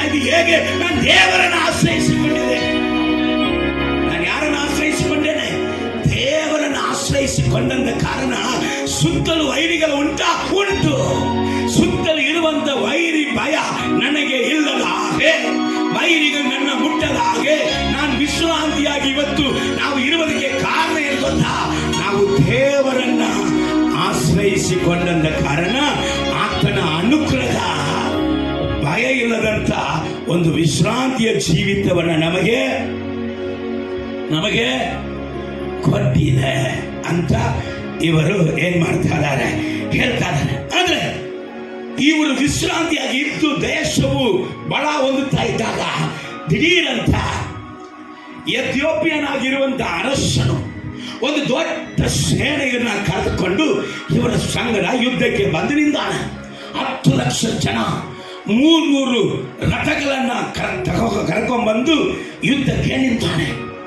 ಇವರ ಹತ್ರ ಇರುವುದು ಎಷ್ಟು ಸೇನೆ ಅಂತ ನೀವು ನೋಡುವಾಗ 5 ಲಕ್ಷದ ಸಮಥಿಂಗ್, 5 ಲಕ್ಷದ ಇಂದ ಹೆಚ್ಚಾದ ಒಂದು ಸೇನೆ ಇವರ ಹತ್ರ ಇದೆ. ಆದ್ರೆ ನಮ್ಮನ್ನ ವಿರೋಧಿಸುವವನು, ನಮಗೆ ವಿರುದ್ಧವಾಗಿ ಬರುವವನು ದೊಡ್ಡ ಶಕ್ತಿ ಉಳ್ಳವನು ಎಂಬುದಾಗಿ ಭಯಪಟ್ಟುಕೊಂಡು ಹೆದರಿಕೊಂಡು ಅವನ ಸಂಗಡ ಯುದ್ಧಕ್ಕೆ ಹೋಗುವುದಕ್ಕೆ ಆಗಲ್ಲ ಎಂಬುದಾಗಿ ಮುಚ್ಚಿಕೊಳ್ಳದೆ ಇವನು ಏನ್ ಮಾಡ್ತಾ ಇದ್ದಾನೆ, ಯುದ್ಧಕ್ಕೆ ಹೋಗಿ ನಿಂತಿದ್ದಾನೆ. ಯಪ್ಪ, ನಿನಗೆ ವಿರುದ್ಧವಾಗಿ ಬರುವವನು ಇಷ್ಟು ಬಲಿಷ್ಠನಾಗಿದ್ದನು,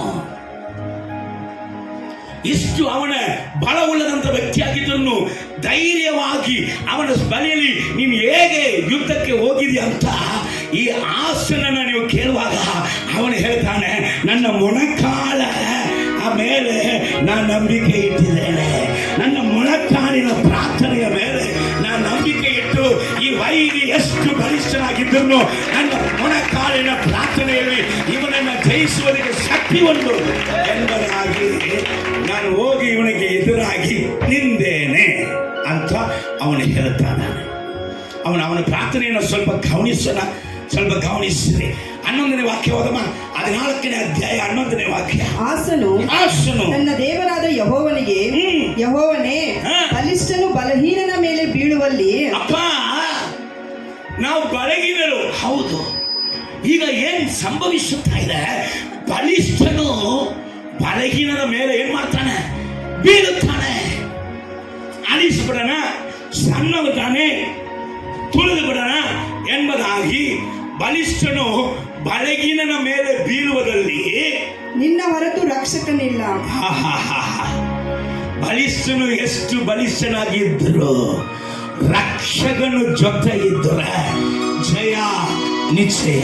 ಕರಗಳ ತಟ್ಟು ಕರ್ತನಾದ ಯೇಸು ಕ್ರಿಸ್ತನು ಹೇಳಿದ, ನಾ ನಿನ್ನ ಸಂಗಡ ಇದ್ದು ನೀನು ಹೋಗುವಂತ ಎಲ್ಲಾ ಕಡೆಗಳಲ್ಲಿ ನಿನ್ನ ಜಯಶಾಲಿಯಾಗಿ, ಹಲ್ಲೆಲೂಯ, ಯಾರಾಗಿ ಜಯಶಾಲಿಯಾಗಿ ಇರೋದಕ್ಕೆ ಇಷ್ಟೇನೇ ಇಲ್ವಲ್ಲ, ನಾನೇ ಕಿರಿಚಾಡ್ತದೆ ಜಯಶಾಲಿಯಾಗಿ ಅಂತ ಹೇಳಿದ್ರೆ ಹಲ್ಲೆಲೂಯ ಅಂತ ಒಂದು ಶಬ್ದ ಬಂದಿರ್ತದೆ. ಏನಂದ್ರೆ ಒಳಗಡೆ ಅಭಿಷೇಕ ಇದ್ರೆ ರುಗಾಟಲ್ಲ ಚಂದರಲ್ಲಪ್ಪ, ಅಭಿಷೇಕದ ಅಗ್ನಿ ಯಾರು ಮಾತಾಡಿದ. Hallelujah, praise Lord, praise Lord. ಯಮ್ಮ ಇದ್ದೀರಾ? Praise Lord, hallelujah. ಸತ್ಯ ವಾಕ್ಯ ರೀ, ಜೀವವುಳ್ಳ ವಾಕ್ಯ ರೀ. ಇದರಲ್ಲಿ ಜೀವ ಉಂಟು, ಲೈಫ್ ಉಂಟು. ಸತ್ತಂದ ಸಿನಿಮಾ ಮುಂದೆ ಹೋಗಿ ಕೂತಾರೆ, ಸತ್ತಂದ ನಾರವಾಯಿ ಮುಂದೆ ಹೋಗಿ ಕೂತಾರೆ, ಸತ್ತಂದ ವಿಷಯದಲ್ಲಿ ಹೋಗಿ ಅನ್ನ ನಗ್ತಾ ಕೂತಾರೆ, ಜೋಕ್ ನೋಡ್ಕೊಂಡ. ಮಕ್ಕಳೆಲ್ಲ ಸತ್ತಂದ ಗೇಮ್ಸ್ ಸಂಗಡ ಹೋಗಿ ಕೂತಾರೆ. ಕೆಲವುದು ದೆವ್ವಗಳ ತರ ದೆವ್ವಗಳನ್ನ ಹುಡ್ಕೊಂಡು ತಿರುಗಾಡ್ತದೆ. ಇದು ಜೀವವಲ್ಲ ಮಾತು. ಇದೇನ್ ಮಾಡ್ತದೆ, ಸತ್ತವನನ್ನ 4 ದಿವಸ ಸಮಾಧಿಯಲ್ಲಿ ಮುಚ್ಚಿಟ್ಟಿದ್ದ ಹೆಣವನ್ನ ಜೀವಂತವಾಗಿ ಹೊರಗಡೆ ತಗೊಂಡ್ಬರುವಂತ ಅಭಿಷೇಕ. ನಿನ್ನ ಆಶೀರ್ವಾದವು ಸತ್ತು ಹೋಗಿದೋ, ನಿನ್ನ ಕುಟುಂಬದ ಸಂತೋಷ ಸತ್ತು ಹೋಗಿದೋ, ನಿನ್ನ ಜೀವನದಲ್ಲಿ ಬಲ ಸತ್ತು ಹೋಗಿದೆಯೋ, ಅದನ್ನ ಸಮಾಧಿಯಿಂದ ಹೊರಗಡೆ ಜೀವಂತವಾಗಿ ತಗೊಂಡ್ಬರುವಂತ ವಾಕ್ಯ. Hallelujah, praise Lord. ಹೇಳ್ತಾನೆ, ಅಪ್ಪ ಬಲಿಷ್ಠನು ಬಲಹೀನ ಮೇಲೆ ಬೀಳುವುದಲ್ಲಿ ನಿನ್ನನ್ನು ಬಿಟ್ಟು ರಕ್ಷಕನು ಯಾರು? ಓದಮ್ಮ ನಮ್ಮ ದೇವರಾದ ಯೆಹೋವನೇ ನಮ್ಮನ್ನು ರಕ್ಷಿಸು. ನಮ್ಮ ದೇವರಾದ ಯೆಹೋವನೇ ನಮ್ಮನ್ನ ರಕ್ಷಿಸು. ನಿನ್ನಲ್ಲಿ ಭರವಸವಿಟ್ಟು ನಿನ್ನ ಹೆಸರಿನಲ್ಲಿ ಈ ಮಹಾಸಮೂಹಕ್ಕೆ ವಿರೋಧವಾಗಿ ಯುದ್ಧಕ್ಕೆ ಬಂದೇವಲ್ಲ. ನಾನು ಯುದ್ಧಕ್ಕೆ ಬಂದೆ, ಮಹಾಸಮೂಹ ಅಂತ ಗೊತ್ತಾಗಿ, ಆದ್ರೆ ಯಾರ ಬಲದಲ್ಲಿ ಬಂದೆ? ನಿನ್ನ ಮೇಲೆ ಭರವಸೆ ಇಟ್ಟು ಕರೆಗಳು ತಟ್ಟು. ಅಯ್ಯ, ನಿನ್ನ ಭರವಸೆ ಯಾರ ಮೇಲೆ ಇದೆ? ನಿಮ್ಮ ಭರವಸೆ ಯೇಸು ಕ್ರಿಸ್ತನ ಮೇಲೆ ಇರುವಾಗ ಎಂತ ಮಗ ಸಮೂಹಕ್ಕೂ ನನ್ನ ಕಾಲು ನಡುಗುವುದೇ. Hallelujah, hallelujah. ದೇವರ ನಾಮಕ್ಕೆ ಮಹಿಮೆ ಉಂಟಾಗಲಿ. ನಿನ್ನ ಮೇಲೆ ಭರವಸೆ ಇಟ್ಟು, ಈಗ ಯುದ್ಧ ನನಗವನಿಗಲ್ಲ, ಯುದ್ಧ ನನಗವನಿಗಲ್ಲ, ನಿನಗವನಿಗೂ. ನಾನು ನಿನ್ನ ಮಗ, ನಾನು ಅಭಿಷಕ್ತನು, ನಾನು ಪ್ರತ್ಯೇಕಿಸಲ್ಪಟ್ಟವನು. ನನಗೆ ವಿರುದ್ಧವಾಗಿ ಏನ್ ಮಾಡ್ತದೆ? ಮಹಾ ಸಮೂಹ ಬರ್ತದೆ. ದೇವರೇ, ನಾನು ಕಪ್ಪಗಿದ್ರು ಪರಿಶುದ್ಧನೇ, ನಾನು ಬೆಲ್ಲಕ್ಕಿದ್ರು ಪರಿಶುದ್ಧನೇ. ನನ್ನ ಪರಿಶುದ್ಧತೆಯನ್ನು ಕೆಡಿಸುವುದಕ್ಕೆ ಬಿಳಿ ಹಾವಿನ ರೂಪದಲ್ಲಿ ಹುಡುಗಿ ಬರ್ತಾಳೆ, ಬಿಳಿ ಹಾವಿನ ರೂಪದಲ್ಲಿ ಹುಡುಗ ಬರ್ತಾನೆ, ಪ್ಯಾಕೆಟ್ ಫುಲ್ ಹಣ ಇಟ್ಕೊಂಡು ಹುಡುಗ ಬರ್ತಾನೆ, ಒಳ್ಳೆ ಒಳ್ಳೆ ಸ್ಪೋರ್ಟ್ಸ್ ಬೈಕ್ ಅನ್ನು ಇಟ್ಕೊಂಡು ಹುಡುಗ ಬರ್ತಾನೆ. ಅಯ್ಯೋ, ಮಗ ಸೇನೆ ಬರುತ್ತದೆ. ನಿಂತುಕೊಳ್ಳಕ್ಕೆ ನಾನು ಆಗದೆ ನನ್ನನ್ನು ಮಾಡುವಂತೆ ನನ್ನನ್ನು ಬಿಡಿಸಿಬಿಡಬೇಕೆಂಬುದಾಗಿ ಲೋಕದ ಆಸೆ, ಅಭಿಲಾಷೆ, ಬದುಕು ಬಾಳ ಡಂಬ ದೊಡ್ಡ ಸೇನೆಯಾಗಿ ಬರ್ತಾರೆ. ದುಡ್ಡಿನ ಆಸೆ, ಲಂಚ ತಗೋಬೇಕಂತ ಆಸೆ, ಕಾರ್ ತಗೋಬೇಕಂತ ಆಸೆ, ದೇವರು ಕೊಡದೇ ಇರುವಂತ ಆಶೀರ್ವಾದವನ್ನ ನಾನು ಹೊಂದಿಕೊಳ್ಳುವುದಕ್ಕಾಗಿ ಸೈತಾನ ನನಗೆ ಆಫರ್ ಕೊಡ್ತಾ ಇದ್ದಾನೆ. ಏನ್ ಕೊಡ್ತಾ ಇದ್ದಾನೆ? ದೊಡ್ಡ ಸೇನೆಯಾಗಿ ಬಂದಿದೆ. ಆದರೆ ಎಂಥ ಆಫರ್ಗೂ ನಾನು ಬೀಳದಂಗೆ ನನ್ನನ್ನು ಕಾಪಾಡುವುದಿಗೆ ನಿನ್ನ ಮೇಲೆ ಭರವಸೆ ಇದೆ. Hallelujah, hallelujah. ಅಭಿಷಕ್ತನಿಗೆ ಆಫರ್ ಜಾಸ್ತಿ ಗೊತ್ತಾ? ಅಭಿಷಕ್ತನಿಗೆ ನೀವು ಯೇಸುವನ್ನ ನಂಬಿ ಅಭಿಷೇಕ ಹೊಂದುವುದಕ್ಕೆ ಮುಂಚೆ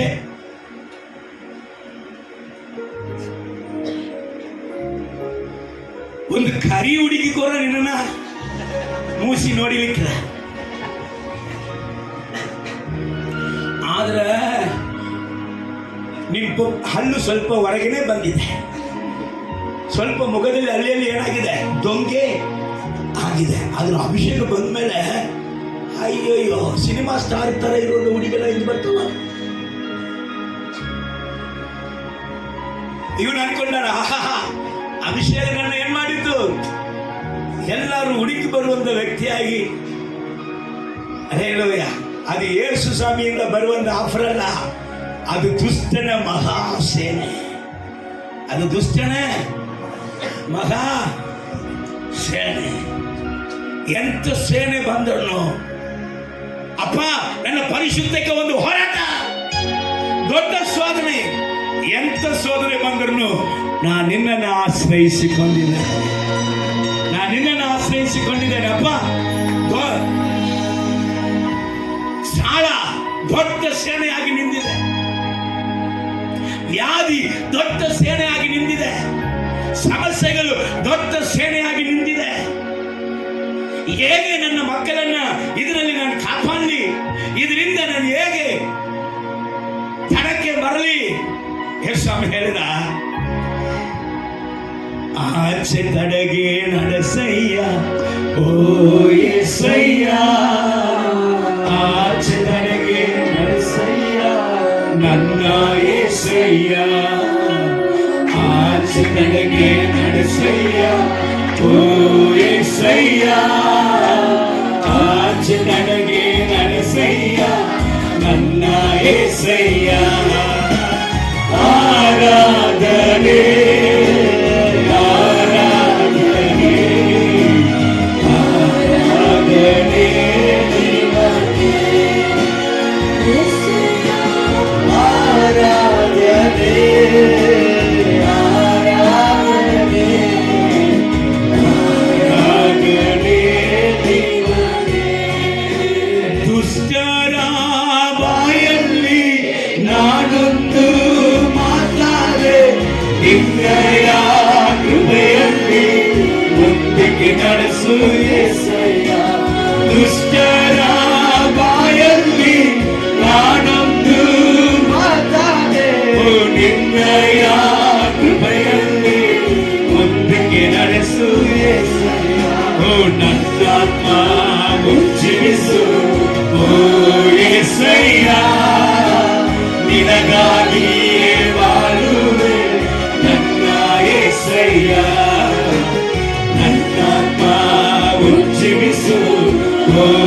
యేసయ్య ನಿನಗಾಗಿಯೇ ಮಾಡುವೆ ನನ್ನ యేసయ్ಯ ಆರಾಧನೆ ಆರಾಧನೆ ಆರಾಧನೆ ನಿಮಗೆ. ಯೇಸು ಹೇಳ್ತಾನೆ, ನಾನು ಆಚೆ ತಡೆಗೆ ಕರ್ಕೊಂಡು ಹೋಗುತ್ತೆ. ನೀನು ಎದುರಿಸಲು ಸಾಧ್ಯ ಇಲ್ಲದಂತ ಎಂತ ದೊಡ್ಡ ಬಲಿಷ್ಠರ ಕೈಯಿಂದಲೂ ನಿನ್ನನ್ನು ರಕ್ಷಿಸುವಂತ ರಕ್ಷಕನು ನಾನೇ. ನಿನ್ನನ್ನು ರಕ್ಷಿಸುವಂತ ರಕ್ಷಕನು. ನೋಡಮ್ಮ, ಈ ವಾಕ್ಯವಾದ ಆಸನೆ ಏನ್ ಹೇಳಿದ? ಯೆಹೋವನೇ ಯೆಹೋವನೇ, ನಮ್ಮ ದೇವರು ನೀನು, ಹಾ, ನರರು ನಿನ್ನನ್ನು ಎದುರಿಸಿ ಗೆಲ್ಲಬಾರದು ಎಂದು ಮೊರೆ ಇಡಲು ಯೆಹೋವನು ಕೂಷನನ್ನು ಆಸನಿಂದಲೂ ಹಾ. ಯಹೂದ್ಯರಿಂದಲೂ ಅಪಜಯಪಡಿಸಿದನು. ನರರಪ್ಪ, ನೀ ನನ್ನ ದೇವರು. ನನಗೆ ವಿರುದ್ಧವಾಗಿ ಬರುವಂತ ನರರು ದೇವರನ್ನ ಎದುರಿಸಬಾರದು, ದೇವರನ್ನ ಜಯಿಸಿದಂಗಿರಬಾರದು. ನನಗೆ ವಿರುದ್ಧವಾಗಿ ಬಂದಂತ ಯುದ್ಧ ನಿನಗೆ ವಿರುದ್ಧವಾಗಿ ಬಂದಂತ ಯುದ್ಧ. ನಿನ್ನನ್ನ ಜನಾಂಗಗಳು ಜಯಿಸಿದಂತ ಇರಬಾರದು ಅಂತ ಪ್ರಾರ್ಥಿಸಿದಾಗ ದೇವರು ಅವನಿಗೆ ವಿರುದ್ಧವಾಗಿ ಎದ್ದು ಬಂದಂತ ದೊಡ್ಡ ಸೇನೆಗೆ ಅಪಜಯವನ್ನ ಕೊಟ್ಟು ಆಸನಿಗೆ ದೊಡ್ಡ ಜಯವನ್ನ ದೇವರು. ದೊಡ್ಡ ಜಯ ಮಾತ್ರ ಅಲ್ರಿ, ಅಲ್ಲಿ ಏರಾಳವಾದ ಕೊಳ್ಳೆಯನ್ನ ದೇವರು ಕೊಟ್ಟಿದ್ರು. ಏರಾಳವಾದ ಬಂಗಾರ, ದೊಡ್ಡ ಸೇನೆಯನ್ನ ಕೊಳ್ಳೆ ಹೊಡೆದು ತನ್ನ ಆಸ್ತಿಯನ್ನ ಸಂಪತ್ತನ್ನ ಇನ್ನೂ ಹೆಚ್ಚು ಮಾಡುವುದಕ್ಕೆ ವೈರಿಯ ಬಲವನ್ನ ಸೋಲಿಸಿದ ಮಾತ್ರ ಅಲ್ಲ, ಸತ್ಯವೆಲ್ಲ ಹೇಳ್ತದೆ, ಕಷ್ಟ ಕಾಲದಲ್ಲಿ ನನ್ನ ನೋಡಿ ಕೂಗು, ನಾನು ನಿನ್ನ ಬಿಡಿಸಿ ನಿನ್ನ ಘನಪಡಿಸುವಂತ ದೇವರು. ಬಿಡುಗಡೆ ಬರುವಂತ ಅದೇ ಸಂದರ್ಭದಲ್ಲಿ ನಿನಗೆ ಬರಬೇಕಾಗಿರುವಂತ ಸಕಲ ಸನ್ಮಾನವು ನಿನ್ನ ಸಂಗಡ ಬರುವಂತದಾಗಿರುತ್ತದೆ. ಸೊ ಇಷ್ಟು ಚೆನ್ನಾಗಿ ದೇವರಲ್ಲಿ ಇರುವಾಗ ಒಬ್ಬ ಅಭಿಷಕ್ತನು ಬಂದು ಇವನಿಗೆ ಹೇಳ್ತಾ ಇದ್ದಾರೆ. ಒಬ್ಬರ ಮೇಲೆ ದೇವರ ಅಭಿಷೇಕ ಇಳಿದು ಬಂತು. ಅವರು ಪ್ರವಾದನೆ ನುಡಿತಾ ಇದ್ದಾರೆ. ಬೇಗ ಹೋಗೋಣ. ಏನ್ ಪ್ರವಾದನೆ ನುಡಿತಾ ಇದ್ದಾರೆ? ಯಪ್ಪ, ಇಂಥ ಆಶೀರ್ವಾದ, ಇಂಥ ಜಯಕ್ಕೆ ನಿಮಗೆ ಕಾರಣ ಏನ್ ಗೊತ್ತಾ? ಆಸನೆ ಗೌಣಿಸು, ಆಸನೆ ಗೌಣಿಸು. ಇಲ್ಲಿ ಇರುವಂತ ಆಸನಗಳೇ ಗೌಣಿಸು. ನೀನು ಇವತ್ತು ಸುಖವಾಗಿ, ಇವತ್ತು ಆಶೀರ್ವಾದವಾಗಿ, ಒಂದು ಕಾಲದಲ್ಲಿ ಎಲ್ಲದಕ್ಕೂ ಹೋರಾಟವಾಗಿ ಮಾಡಿದಂತ ನಿನ್ನ ಜೀವಿತದಲ್ಲಿ ಇಂಥ ಸಂತೋಷ, ಕುಟುಂಬದ ಸಂಗಡ ಇಂಥ ಒಡನಾಟ. ಹೋದ ವಾರದಲ್ಲಿ ಒಂದು ಕುಟುಂಬಕ್ಕೆ ಹೋಗಿದಾಗ ಒಬ್ಬ ವ್ಯಕ್ತಿ ಹೇಳಿದ, ಇವರು ಗಂಡ ಹೆಂಡತಿ ಇವರು ಸಂತೋಷವಾಗಿ ಇದ್ದು ಈಗ ತಾನೇ ನನ್ನ ಕಾಣ್ತಾ ಇದ್ದಂತ.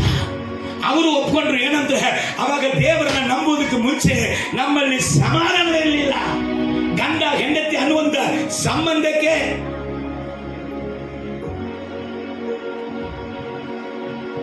ಆ ಸಂಬಂಧವೇ ಇರಲಿಲ್ಲ. ಆದರೆ ಈಗ ನಾವು ಕರ್ತನನ್ನ ಅರಿತ ಮೇಲೆ ನಮ್ಮಲ್ಲಿ ಪ್ರೀತಿ, ಅನ್ಯೋನ್ಯತೆ, ಐಕ್ಯತೆ, ಸಹವಾಸ. ಈಗ ಆಸನಿಗೆ ಬಂದು ಹೇಳ್ತಾ ಇದ್ದಾನೆ ಪ್ರವಾದಿ, ಯಪ್ಪ, ಇಂದ ಆಶೀರ್ವಾದ, ಇಂದ ಸಂತೋಷ, ಇಂದ ಸಮಾಧಾನ ನಿನಗೆ ಹೇಗೆ ಬಂದಿತ್ತು ಗೊತ್ತಾ? ಹೇಗೆ ಬಂದಿತ್ತು ಗೊತ್ತಾ? ನೆನಪಿಸ್ತಾನ. ಓದನ, ಅದನ್ನ ಓದಿ ಮುಂದೆ ಹೋಗೋಣ. 15ನೇ ಅಧ್ಯಾಯ 2ನೇ ವಾಕ್ಯ ಓದಮ್ಮ. ಅಜ್ಜರನ ಮೇಲೆ ದೇವರ ಆತ್ಮವು ಬಂದದರಿಂದ ಅವನು ಆಸನನ್ನು ಎದುರುಗೊಳ್ಳುವುದಕ್ಕೆ ಹೋಗಿ ಅವನಿಗೆ, ಆಸನೇ, ಎಲ್ಲಾ ಯಹೂದ್ ಬೆನ್ಯಾಮೀನ್ ಕುಲಗಳವರೇ ಕಿವಿಗೊಡಿರಿ. ನೀವು ಯೆಹೋವನನ್ನು ಹೊಂದಿಕೊಂಡಿರುವ ತನಕ ಆತನು ನಿಮ್ಮೊಂದಿಗಿರುವನು. ನೀವು ದೇವರಲ್ಲಿ ಇರುವ ತನಕ, ನಿಮ್ಮಲ್ಲಿ ಪ್ರತಿಷ್ಠೆಯನ್ನ ಕಾಪಾಡಿಕೊಳ್ಳುವ ತನಕ, ನಿಮ್ಮಲ್ಲಿ ಅಭಿಷೇಕಕ್ಕಾಗಿ ಬೇರ್ಪಡಿಸಲ್ಪಟ್ಟಂತ ಸ್ಥಾನವನ್ನ ಕಾಪಾಡುವ ತನಕ. ಅದಕ್ಕೆ ಪೌಲ ಅಪೊಸ್ತಲನು ಹೇಳ್ತಾ ಇದ್ದಾನೆ, ನಾನು ಬೇರ್ಪಡಿಸಲ್ಪಟ್ಟು ಯಾಕಾಗಿ ದೇವರನ್ನ ಹಿಡಿದುಕೊಂಡಾನೋ ಅದನ್ನ ಹಿಡಿದುಕೊಳ್ಳೋದಕ್ಕಾಗಿ ಹೋಗ್ತಾ ಇದ್ದಾನೆ. ನನ್ನ ಪ್ರತಿಷ್ಠೆ ಏನು, ನನ್ನ ದರ್ಶನ ಏನು, ಈ ದರ್ಶನವನ್ನ, ನನ್ನ ಪ್ರತಿಷ್ಠೆಯನ್ನ ದೇವರ ಉದ್ದೇಶದ ಪ್ರಕಾರ ನನ್ನ ಜೀವನದಲ್ಲಿ ನಾನು ಹೊಂದಿಕೊಳ್ಳುವುದಕ್ಕಾಗಿ ಓಡುತ್ತಾ ಇದ್ದೇನೆ. ಹಲ್ಲೆಲೂಯಾ. ಅಲ್ಲಿ ಹೇಳ್ತಾ ಇದ್ದಾರೆ, ಅಪ್ಪ, ನಿಮಗೆ ಇಷ್ಟು ಜಯ ಬಂದಿದ್ದಕ್ಕೆ ಕಾರಣ ದೇವರ ಸಂಗಡ ನೀವು ಇರುವಂತ ಕಾರಣ. ನೀವು ಆತನನ್ನು ಹುಡುಕಿದರೆ ನಿಮಗೆ ಸಿಕ್ಕುವನು. ನೀವು ಆತನನ್ನು ಯಾವಾಗಲೆಲ್ಲ ಹುಡುಕಿದಿರೋ ಅವಾಗಲೆಲ್ಲ ಆತನು ಸಿಕ್ಕುವನು. ಆತನನ್ನು ಬಿಟ್ಟರೆ ಆತನು ನಿಮ್ಮನ್ನು ಬಿಟ್ಟು ಬಿಡುವನು. ನಿನ್ನ ಅಭಿಷೇಕವನ್ನು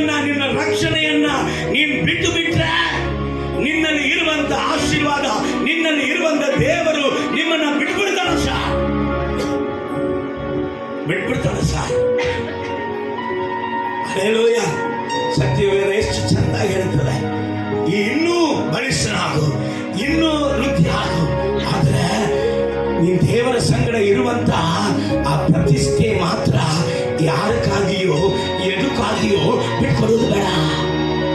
ಯಾರಕ್ಕಾಗಿಯೋ ಬಿಟ್ಕೊಡೋದು ಬೇಡ. ನಿನ್ನ ಒಂದು ವೇಳೆ ಬಿಟ್ಬಿಟ್ಟಿ ಅವರು ಬಿಟ್ಬಿಡ್ತಾರೆ. ಆದ್ರೆ ಈ ಮಾತನ್ನ ಕೇಳಿದ ಕೂಡ ಆಸನಿಗೆ ಇನ್ನೂ ವೈರಾಗ್ಯ, ಆಸನಿಗೆ ಇನ್ನೂ ವೈರಾಗ್ಯ. ವೈರಾಗ್ಯದಲ್ಲಿ ಏನ್ ಮಾಡಿದ್ರೆ ಗೊತ್ತಾ? ವೈರಾಗ್ಯದಲ್ಲಿ ಏನ್ ಮಾಡ್ತಾ ಇದ್ದಾರೆ? ಈ ದೇಶದಲ್ಲಿ, ಯಗುದ ದೇಶದಲ್ಲಿ ಸಣ್ಣವರಾಗಿರ್ಲಿ ದೊಡ್ಡವರಾಗಿರ್ಲಿ, ಯಾರ್ಯಾರು ದೇವರನ್ನ ಹುಡುಕಲಿಲ್ಲವೋ ಅವರೆಲ್ಲ ಸಾಯಿಸಲ್ಪಡಬೇಕು. ಯಗುದ ದೇಶದಲ್ಲಿ ಆಸನು ಏನ್ ಪ್ರಕಟಣೆ ಮಾಡಿದ? ಯಾರ್ಯಾರು ಉಡன்பಡಿಕೆ ಮಾಡಿದ ಜನರೊಂದಿಗೆ, ಯಾರ್ಯಾರು ದೇವರನ್ನ ಹುಡುಕಲಿಲ್ಲವೋ ಆರಾಧಿಸಲಿಲ್ಲವೋ ಅವರೆಲ್ಲ ಸಾಯಿಸಲ್ಪಡಬೇಕು. ನಮ್ಮ ಭಾರತ ದೇಶದಲ್ಲಿ ಪರಿಸ್ಥಿತಿ ನೋಡಿ, ಯಾರ್ಯಾರೆಲ್ಲ ದೇವರನ್ನ ಹುಡುಕ್ತಾರೋ ಅವ್ರನ್ನ ಸಾಯಿಸಬೇಕು. Wow, what a beautiful mind. ಎಂತ ಗ್ರೇಟ್ ದರ್ಶನ ಇವರಿಗೆ. ಹಲ್ಲೆಲೂಯ.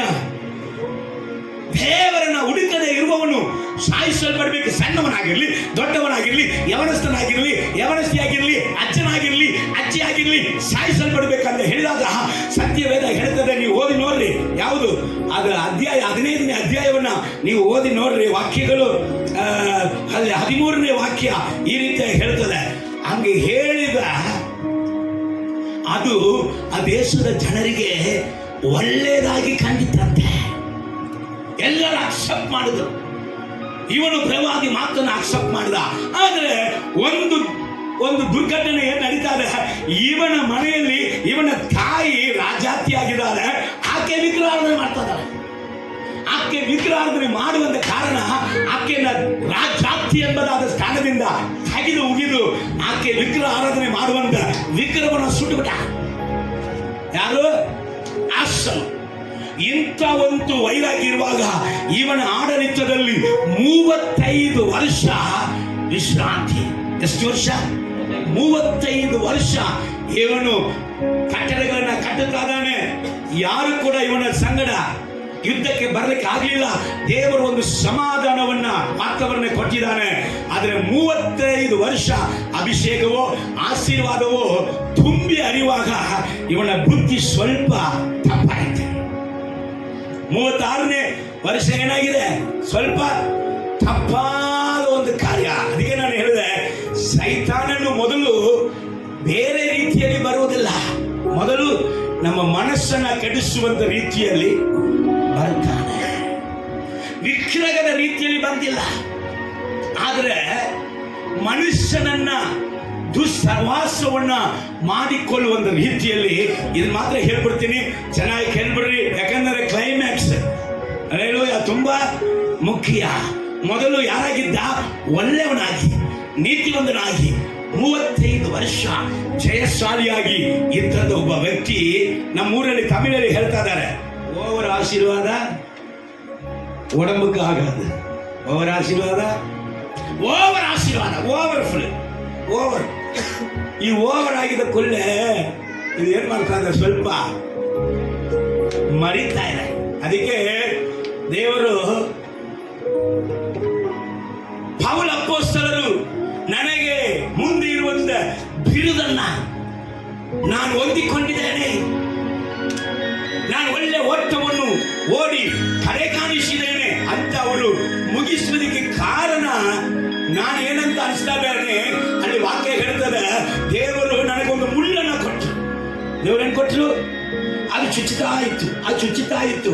ಅದು ಚುಚ್ಚುತ್ತಾ ಇದ್ದಾಗ ಕೊಪ್ಪಣ್ಣ ಅವಾಗ ಅವಾಗ ಜಾಸ್ತಿ ಆಗುವಾಗ ಕರಗಿಸ್ತಾ ಇತ್ತು. ಈಗ ಚುಚ್ಚದೇ ಇರುವುದರಿಂದ ಮಂದಿ ಏನಾಗುತ್ತೆ? ಇದು ಓವರ್ ಆಗುತ್ತೆ. ಇಲ್ಲಿ 36ನೇ ವರ್ಷದಲ್ಲಿ ಇಸ್ರಾಯೇಲ್ ಅರಸನು, ಅಲ್ಲಿ ನೀವು ಓದಬಹುದು, 36ನೇ ಅಧ್ಯಾಯ ತೆಗೆದುಕೊಳ್ಳಿ, 1ನೇ ವಾಕ್ಯವನ್ನ ಹಂಗೆ ಗಮನಿಸ್ತಾ ಇರು. ನಾನು ಹೇಳುವುದಲ್ಲಿ ಇದೆಯಾ ಸ್ವಲ್ಪ ನೋಡಿ. 36ನೇ ಅಧ್ಯಾಯದಲ್ಲಿ ಇಸ್ರಾಯೇಲ್ ಅರಸನಾಗಿರುವಂತ ಬಾಷಾ ಏನ್ ಮಾಡ್ತಾ ಇದ್ದಾನೆ, ಇಸ್ರಾಯೇಲರ ಜನರು ಏರಾಳವಾಗಿ ಆಸನ ಬಳಿಯಲ್ಲಿ ಬಂದು ಸೇರ್ತಾ ಇದ್ದಾರೆ. ಕಾರಣ ಏನು ಗೊತ್ತಾ? ಆಸನ ಸಂಗಡ ದೇವರು ಇದ್ದಿದ್ದನ್ನ ಇಸ್ರಾಯೇಲ್ ಜನರು ಅರಿತುಕೊಂಡು ಏರಾಳವಾದ ಜನರು ಆಸನ ಬಳಿಯಲ್ಲಿ ಬಂದು ಸೇರ್ತಾ ಇದ್ದಾರೆ. ಆದ ಕಾರಣ ಇಸ್ರಾಯೇಲರ ಅರಸನು ಏನ್ ಮಾಡ್ತಾನೆ ಗೊತ್ತಾ? ಆಸನ ಬಳಿಯಲ್ಲಿ ಬರಬಾರ್ದಂತ ಅಲ್ಲಿ ಒಂದು ದೊಡ್ಡ ಅಡ್ಡಗೋಡೆಯನ್ನ ಕಟ್ಟುವುದಕ್ಕೆ ಪ್ರಾರಂಭಿಸುತ್ತಾನೆ. ಸರಿ, ಅವನು ಮೂರ್ಗ ಮಾಡ್ದ. ಈಗ ಇನ್ನೊಂದು ವೈರಿತನ ಬರ್ತಾರೆ. 35 ವರ್ಷ ನಂತರ ಏನ್ ಮಾಡ್ಬೇಕು? ಏನ್ ಮಾಡ್ಬೇಕ್ರೆ? ಏನ್ ಮಾಡ್ಬೇಕು? ಮೊದಲು ಏನ್ ಮಾಡ್ದ? ಮೊಣಕಾಲನ್ನ ನಂಬಿದ, ಮೊಣಕಾಲನ್ನ ಪ್ರಾರ್ಥನೆಯನ್ನ ನಂಬಿದ, ದೇವರನ್ನ ಆಶ್ರಯಿಸಿಕೊಂಡಿದ್ದ. ಹೌದಲ್ಲ? ಆದ್ರೆ 36ನೇ ವರ್ಷದಲ್ಲಿ ಇವನು ಏನ್ ಮಾಡ್ತಾನೆ ನೋಡ್ರಿ. ಓದಮ್ಮ, ಎರಡನೇ ವಾಕ್ಯದಿಂದ ಓದು. ಆಗ ಆಸನು ಯೆಹೋವನ ಆಲಯದ ಮತ್ತು ಅರಮನೆಯ ಭಂಡಾರಗಳಿಂದ ಬೆಳ್ಳಿ ಬಂಗಾರವನ್ನು ತೆಗೆದುಕೊಂಡು ದಮಸ್ಕದಲ್ಲಿದ್ದ ಅರಾಮ್ಯರ ಅರಸನಾದ ಬೆನ್ಹದದನಿಗೆ ಕಳುಹಿಸಿ ಅವನಿಗೆ, ನನಗೂ ನಿನಗೂ ನನ್ನ ತಂದೆಗೂ ನಿನ್ನ ತಂದೆಗೂ ಒಡಂಬಡಿಕೆ ಇರುತ್ತದಲ್ಲ, ಇಗೋ ನಿನಗೆ ಬೆಳ್ಳಿ ಬಂಗಾರವನ್ನು ಕಳುಹಿಸಿದ್ದೇನೆ. ಇಸ್ರಾಯೇಲರ ಅರಸನಾದ ಬಾಷನು ನನ್ನನ್ನು ಬಿಟ್ಟು ಹೋಗುವಂತೆ ಅವನ ಸಂಗಡ ನೀನು ಮಾಡಿಕೊಂಡಿರುವ ಒಡಂಬಡಿಕೆಯನ್ನು ಮುರಿದು ಬಿಡು ಎಂದು ಹೇಳಿ ಕಳುಹಿಸಿದನು. ಈಗ ಇವನು ಯಾರನ್ನ ಆಶ್ರಯಿಸಿಕೊಂಡವ? ರೊಕ್ಕ ಜಾಸ್ತಿ ಐತಿ, ಮನೆಯಿಂದ ರೊಕ್ಕ. ಮೊದಲು ಪ್ರಾರ್ಥನೆ ಮಾಡಿ ಸೈತಾನನ ಗೆದ್ದವರು, ಈಗ ರೊಕ್ಕ ಜಾಸ್ತಿ ಐತಿ. ಪೂಜೆ ಮಾಡಕ್ಕೆ ಹೋಗುವವರಿಗೆ ರೊಕ್ಕ ಕೊಟ್ಟು ಕಳಿಸುವಂಥ ಕ್ರೈಸ್ತರು ಭಾಳ ಆಗ. ನಮ್ಮ ಹೆಸರಲ್ಲಿ ಪೂಜೆ ಮಾಡಿಕೊಳ್ಳಿ, ನಾವು ಚರ್ಚ್ಗೆ ಹೋಗೋರು ಅಲ್ಲಿ ಬರಬಾರ್ದು ನಾವು. ಆದರೆ ನಮ್ಮ ಹೆಸರಲ್ಲಿ ಏನು ಮಾಡಿ, ಏನಾದ್ರು ಮಂತ್ರ ಮಾಡಿ. ಆಸನು ಅರಾಮಿಯ ಅರಸನನ್ನ ನಂಬಿದ.